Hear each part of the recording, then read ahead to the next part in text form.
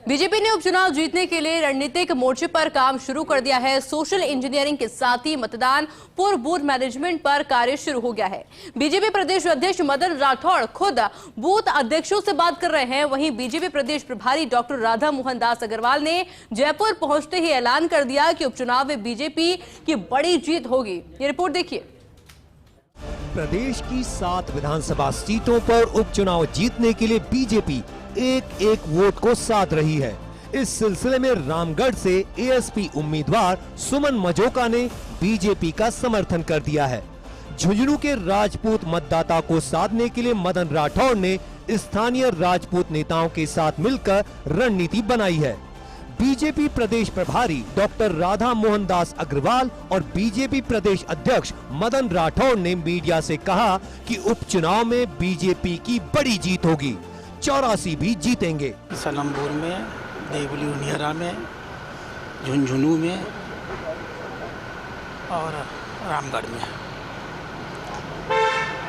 संभवतः खींवसर में कांग्रेस के प्रत्याशी की जमानत जब्त हो जाएगी।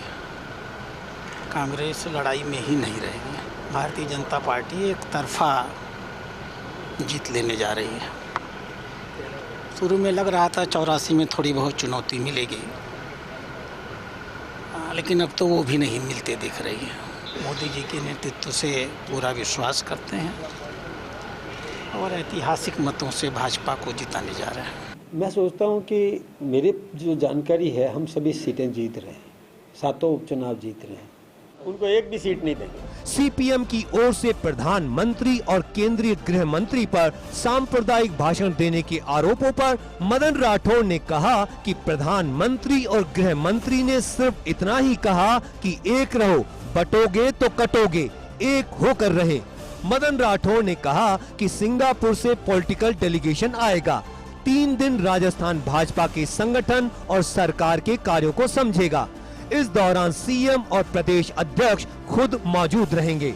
एकल पट्टा और जेजेएम मामले में कांग्रेस के 2 पूर्व मंत्री के नाम आने पर मदन राठौड़ ने कहा कि हम किसी को परेशान नहीं कर रहे हैं। सोनिया गांधी जमानत पर है, राहुल गांधी जमानत पर है, केजरीवाल जमानत पर है।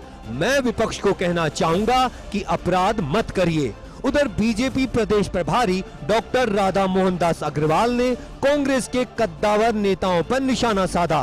किसके किसके नाम वहाँ गिनाए जाएंगे? सब तो उसी श्रेणी के लोग हैं ना। चुनाव के बाद सबका हिसाब किताब होगा। हम लोग चुनाव के दौरान इसलिए नहीं कर रहे हैं क्योंकि लोगों को लगेगा कि जानबूझ करके कर रहे हैं।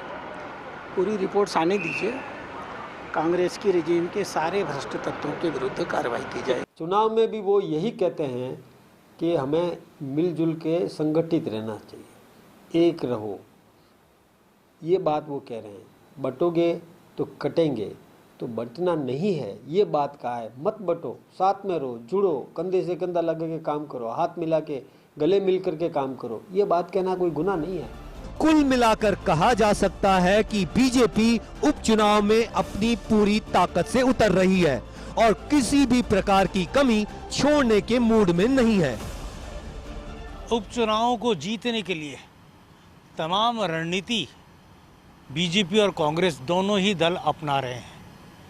चाहे आरोप प्रत्यारोप की राजनीति हो, चाहे नारों की सियासत हो और चाहे जातीय आधार पर सोशल इंजीनियरिंग का समावेश हो, हर वो पैंतरा अपनाया जा रहा है जिसके जरिए चुनाव जीता जा सके। और यही चुनाव आगामी राजनीति की दिशा और दशा दोनों तय करने का काम भी कर सकते हैं। कैमरा जर्नलिस्ट संजय के साथ योगेश शर्मा, फर्स्ट इंडिया, जयपुर।